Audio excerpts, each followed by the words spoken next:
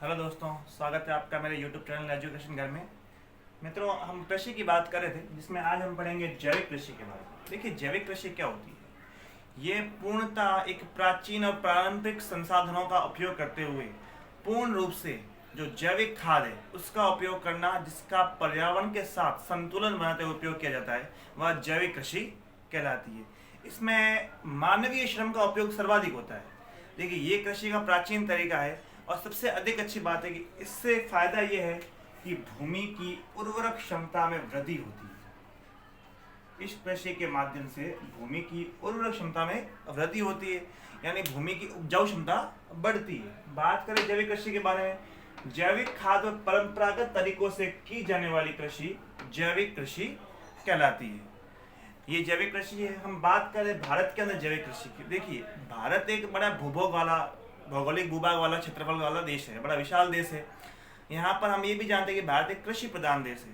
तो भूमि की उपजाऊ क्षमता बढ़ाने के लिए और पूर्णतः उत्पादन के लिए कुछ ऐसे कृषि के तरीकों को अपनाना होगा जिससे उत्पादन अच्छा हो सके और अच्छी क्वालिटी का धान प्राप्त हो सके। इसी को मद्देनजर रखते हुए भारत में एक क्षेत्रफल है हमारा 7.23 लाख हेक्टेयर का, उस पर जैविक खेती की जाती है। और इसके अंदर सबसे गौरव वाली बात है, हमारे देश का एक राज्य है सिक्किम, पूर्वी राज्य है सिक्किम। सिक्किम देश का पहला पूर्ण जैविक खेती करने वाला राज्य है। ध्यान रखिएगा, सिक्किम देश का पहला पूर्ण जैविक खेती करने वाला राज्य है, जिसको 18 जनवरी 2016 को एक सम्मेलन हुआ था, टिकाऊ सम्मेलन। इस सम्मेलन के अंदर सिक्किम को पूर्ण जैविक खेती वाला राज्य घोषित किया गया।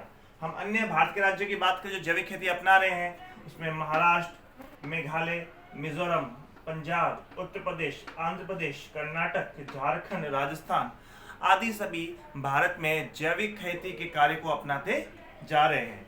जैविक खेती का मूल रूप यही है कि इसमें मनुष्य और पर्यावरण आपस में संतुलन से रूप से कार्य करते हैं, जिससे पर्यावरण भी क्या रहता है, शुद्ध रहता है। इससे पर्यावरण प्रदूषण का खतरा बिल्कुल भी कम हो जाता है।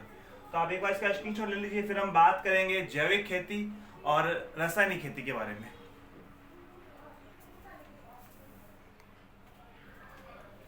हाँ, देखिए दोस्तों, अब हम बात करेंगे जैविक कृषि और रासायनिक कृषि में प्रमुख अंतरों के बारे में। जैसा कि हम जानते हैं, जैविक कृषि जैविक खाद एवं परंपरागत तरीकों से की जाने वाली कृषि होती है। इसके उल्टा रासायनिक कृषि रासायनिक खाद एवं कीटनाशक दवाओं के उपयोग से जो कृषि की जाती है वह रासायनिक कृषि कहलाती है। देखिए, इसके अंदर जैव पदार्थों से निर्मित खाद का उपयोग होता है। जितने भी जैविक पदार्थ है उनसे ये खाद बनाई जाती है, जबकि इसके उल्टा रासायनिक खाद का उपयोग कीटनाशक दवाओं के उपयोग से इसका उपयोग किया जाता है, रासायनिक खाद का।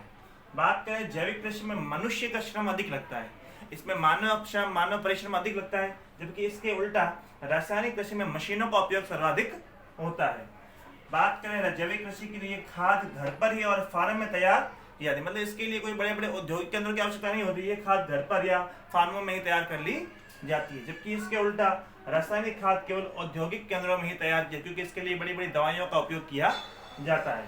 इस खाद का उपयोग भूमि के उपजाऊपन को बढ़ाता है। सबसे प्रमुख बात है, रासायनिक खाद से भूमि के उपजाऊपन में क्या होती है, वृद्धि होती है, इसलिए सर्वाधिक वातावरण के साथ सामंजस्य भी बनाती है। जबकि इसके उपयोग से भूमि की उर्वरक शक्ति नष्ट हो जाती है, मतलब उपजाऊपन नहीं रहता है, उपजाऊपन खत्म हो जाता है, उर्वरक शक्ति नष्ट हो जाती है। तो पर्यावरण के साथ मेलजोल के लिए जैविक कृषि एक उपयुक्त कृषि मानी जाती है। अब इसका स्क्रीनशॉट ले लीजिए, फिर हम बात करेंगे फसलों के प्रकारों के बारे में।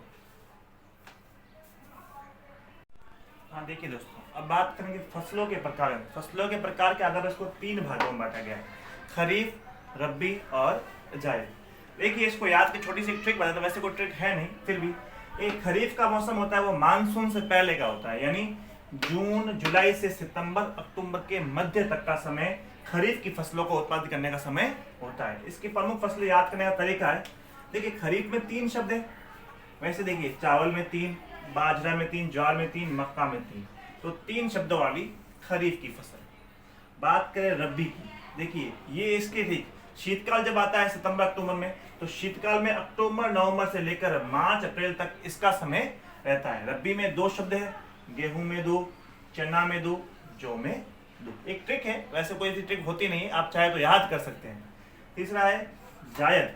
देखिए जायद इनके अतिरिक्त मध्य मध्य समय होता है खरीफ और रबी को छोड़कर, उस समय उत्पादन की वाली फसलें, जैसे कि जो जायद वाली फसलें होती है तरबूजा, खरबूजा, काकड़ी, ये सभी कहलाती है जायद की फसलें।